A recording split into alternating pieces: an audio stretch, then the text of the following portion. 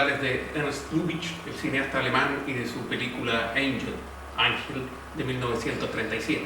Ernst Lubitsch nació en Berlín y pertenecía a una familia de sastres. Su padre era un sastre bastante importante en la ciudad y Ernst Lubitsch empezó a trabajar con él desde que era un niño y hasta el comienzo de su adolescencia.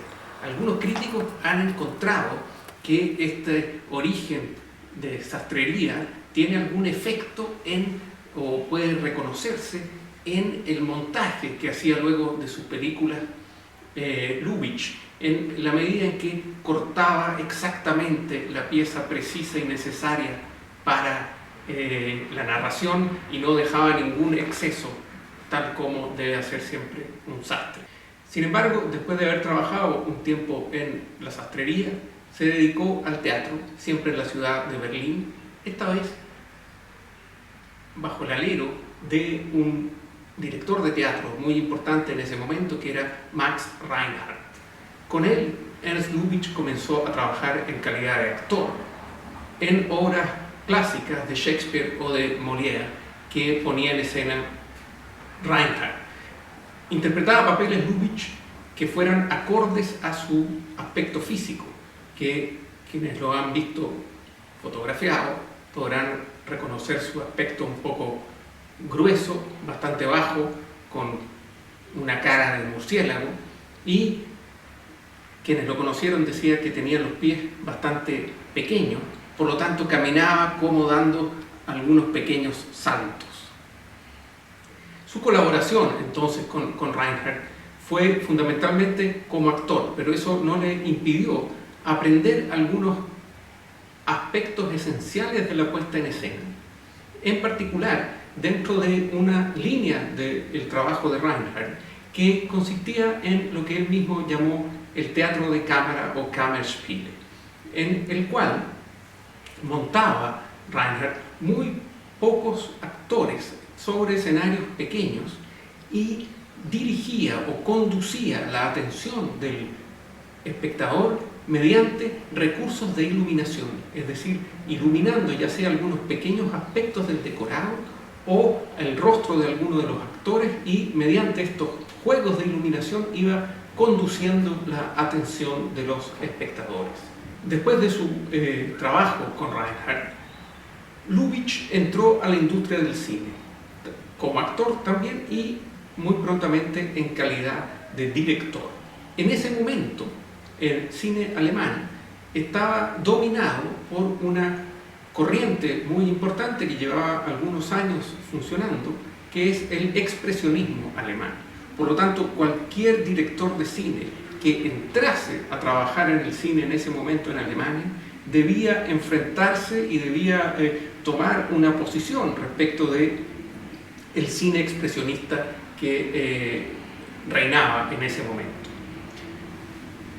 Lubitsch tuvo una relación ambigua con el expresionismo en la medida en que no adhirió a la visión filosófica del expresionismo, es decir, su concepción de una situación desolada del hombre y su concepción del arte en tanto que proyección de las tribulaciones internas del hombre en la realidad, pero al mismo tiempo, Lubitsch aprendió y aplicó muy fuertemente las visiones estéticas del expresionismo, fundamentalmente la utilización de altos contrastes en la fotografía en blanco y negro y la utilización de sombras, de las proyecciones de sombras de personajes sobre paredes, sobre calles o sobre interiores muy a menudo, como elementos narrativos dentro de su trama.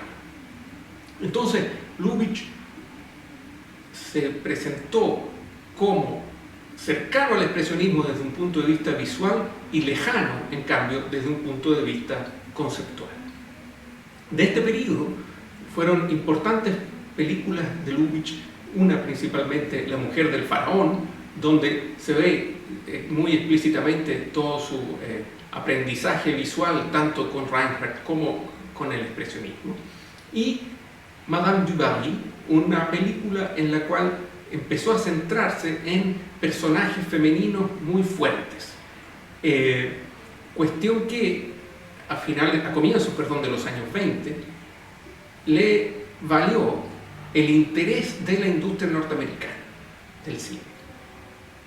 Este interés estuvo encarnado principalmente en una actriz, Mary Pickford, muy importante en ese momento, quien exigió prácticamente a la productora con la que ella trabajaba que contratase a Lubitsch para que la filmara. Este contrato se efectuó, era por 4 películas, y Lubitsch se desplazó desde Berlín a Nueva York, primero California después. El contrato, sin embargo, resultó para Mary Pickford un desastre. Filmaron una película juntos que se llamó Rosita y que dejó muy descontenta a Mary Pickford. Emitió incluso un juicio crítico que es bastante curioso. Ella lo dijo como una frase más bien de disgusto simplemente, pero en último término parece una apreciación bastante correcta del trabajo y del cine de Lubitsch. Ella dijo: yo traje a este señor desde Alemania para que me filmase a mí, pero sin embargo lo único que hizo fue filmar puertas que se abren y puertas que se cierran. En un rato más volvemos a hablar de las puertas. Quedaban 3 películas para que Lubitsch siguiera trabajando en Estados Unidos, ya sin Mary Pickford, que había quedado tan molesta, pero sin embargo esto lo facilitó, fue una ventaja para Lubitsch, que pudo trabajar con mayor libertad en estas 3 películas, aun cuando con menos presupuesto. Es en este contexto en el cual Lubitsch encontró al dramaturgo Samson Raphaelson, quien iba a ser su colaborador en 7 guiones, de los cuales iban a resultar al menos 4 obras maestras del cine: Un ladrón en la habitación, Angel, El cielo puede esperar y La tienda a la vuelta de la esquina. Son 4 películas de las 7 en que colaboraron Lubitsch y Raphaelson. Raphaelson era un dramaturgo acostumbrado a escribir obras de teatro para Broadway, para el mundo teatral de Nueva York, y no tenía ninguna familiaridad con el cine, ni en general, ni con el de Lubitsch en particular. Sin embargo, aparentemente hubo un muy buen entendimiento entre ambos. Digo aparentemente porque en un artículo que escribió Raphaelson muchos años después, que se tituló Amistad y apareció en la revista New Yorker el año 81, él iba a confesar que en verdad nunca supo si era un buen amigo o no de Lubitsch, porque su relación estaba teñida, mediada por un conjunto de distanciamientos, ironías, sarcasmos. Por lo tanto era muy difícil precisar cuán genuina era la relación que había entre ellos. Sin embargo, la colaboración sin duda fue muy fructífera. Lubitsch era muy impaciente para la escritura de los guiones, por lo tanto confiaba mucho en los escritores a los que contrataba, y las sesiones de trabajo consistían fundamentalmente en encuentros y conversaciones entre el director y el guionista. Estos encuentros transcurrían a veces en la oficina de la productora de la Paramount, a veces en la casa de Lubitsch en Santa Mónica, a veces en la casa de Raphaelson en Nueva York. De esta colaboración surgió uno de los primeros aspectos que son más distintivos del cine de Lubitsch y que la crítica después se ha puesto de acuerdo en llamar el toque de Lubitsch. Y uno de sus rasgos más distintivos es que mezcla 2 elementos que aparentemente son totalmente incompatibles, es decir, son excluyentes cuando se realiza una obra narrativa y en particular una obra cinematográfica. Por un lado, el cine trágico, y por otro lado, el cine de la comedia de equivocaciones. Ambas tradiciones tienen una larga historia y ya la tenían en el año 25. Y, sin embargo, Raphaelson con Lubitsch lograron producir películas que mezclasen estos dos registros. Una cuestión que es totalmente inédita y es singular del cine de Lubitsch y en especial de su colaboración con Raffles. Existía entonces en el cine de Lubitsch una innovación temática que está dada por este concepto de fusión. Pero además había una innovación en la puesta en escena. Y en eso tal vez la película Angel del año 1937 es la que mejor muestra o la que vuelve más evidente esta novedad formal. Uno de los rasgos iniciales de esta novedad formal de Lubitsch se encuentra en lo que podríamos llamar las omisiones. Es decir, narrar no solamente mostrando las cosas, sino que también no mostrándolas, sino que sugiriéndolas. Estas omisiones funcionan de dos maneras, tienen dos modalidades en el cine de Lubitsch. La primera es la utilización del fuera de campo, es decir, de todo lo que está fuera del cuadro visible, pero que nosotros logramos intuir o deducir, ya sea a través de miradas, de sonidos o de otros indicios. En particular, en la película Angel hay una secuencia de fuera de campo muy característica, en la cual cuando una pareja se encuentra en París y luego se separa, el momento de su separación nosotros no lo vemos, sino que todo ese hecho lo presenciamos fuera de campo a través de los ojos o de la mirada atenta de una vendedora de flores que está siguiendo los acontecimientos. All I know is What? I love you. You'll never go out of my life. I'll never let you go.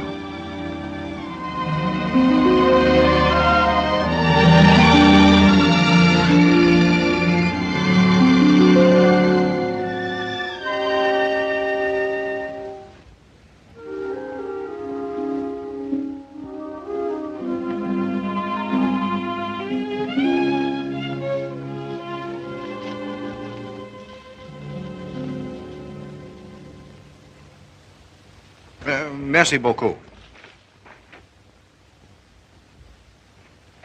Angel!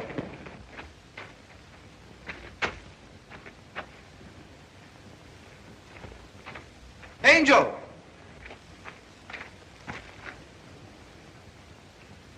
Angel!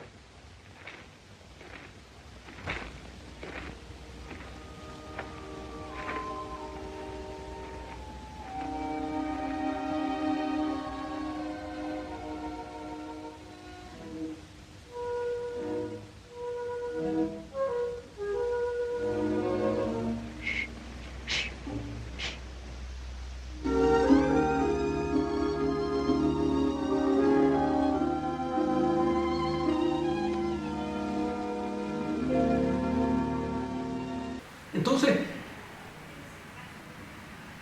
esa es una de las formas de la omisión. Una segunda forma de la omisión es una omisión más total, es decir, no mostrar ni siquiera fuera de cuadro algo. Y en esta película también lo vemos cuando un personaje descubre que la mujer que ama es la esposa de uno de sus amigos, de uno de sus antiguos compañeros de ejército, al que no veía hace mucho tiempo. Ese hecho no aparece en escena. Nosotros sabemos que ocurre porque es inevitable que ocurra, pero no se ve. Nosotros como espectadores no lo vemos. Entonces empieza a practicar el arte, llamémoslo así, Lubitsch, de la omisión, que tiene que ver, si uno quiere, con su pasado como trabajador en una sastrería, si queremos retomar la opinión de aquellos críticos. Añade Lubitsch además un segundo aspecto, que es la multiplicación de puntos de vista. Los hechos en esta película, Angel, que en un resumen muy rápido, la película se trata de una mujer casada con un diplomático inglés que viaja de incógnito a París, se enamora de un hombre vuelve a su casa y ahí descubre que el hombre del que se ha enamorado es un antiguo amigo de su marido. Esa es la trama. Entonces, esa historia, que es una historia trágica, melodramática, es vista por nosotros como espectadores tanto desde el punto de vista de sus protagonistas, que aquellos que lo viven con más intensidad en un primer momento son la mujer y su amante. Luego está el marido, que en un comienzo no comprende mucho, entonces ve todo esto con cierta liviandad. Y en tercer lugar están los sirvientes de la casa de la mujer, que ven esto con una gran distancia e interpretan todas las señales que pueden ser vividas trágicamente por los protagonistas como señales, al contrario, mucho más irrelevantes o livianas. Entonces tenemos estos tres niveles, tres puntos de vista sobre los mismos acontecimientos que hacen que la naturaleza de los acontecimientos se vuelva discutible. Ya no sabemos exactamente si es trágico, es cómico o es sarcástico lo que estamos viendo. Entonces, Lubitsch, a propósito, introduce esta multiplicidad de puntos de vista para fortalecer esto que hemos llamado su toque de Lubitsch. En tercer lugar, y retomando los aprendizajes que él había tenido en la iluminación en Alemania antes de viajar a Estados Unidos, trabaja Lubitsch con unas técnicas de iluminación que producen lo que algunos críticos, otros, han llamado una eurofantasía. Esta eurofantasía se llama así porque las películas de él están todas situadas en ciudades europeas, en Londres, en París, en Varsovia, en Viena, pero en la práctica están todas filmadas en California. Y lo que hace Lubitsch es, para fortalecer este elemento fantasioso, ilumina las cabezas de sus actores y actrices de manera tal que se produzca un brillo especial en el cabello de las actrices, de manera tal que se produce una especie de aureola brillante que le da el carácter de irrealidad a la trama que nosotros estamos viendo, pese a que esté supuestamente situada históricamente con mucha precisión. Entonces, a la omisión, a la mezcla de distintos puntos de vista y en términos generales a la combinación de tragedia con comedia de equivocaciones, Lubitsch añade este componente de irrealidad o de fantasía. Y por último, para volver al juicio de Mary Pickford, si vemos bien la película Angel, pero no solamente esa, vamos a ver que gran parte de los acontecimientos centrales de la trama tienen lugar debido a que alguien atravesó la puerta equivocada o escuchó algo a través de una puerta que no debía. El encuentro entre los dos amantes se produce porque la mujer abre una puerta distinta a la que le habían dicho que abrieran. La solución del conflicto final está dada por sí, en la medida en que se pregunta si un personaje va a atreverse a abrir una puerta y averiguar si hay alguien al otro lado o no hay nadie, y si hay alguien, ¿quién?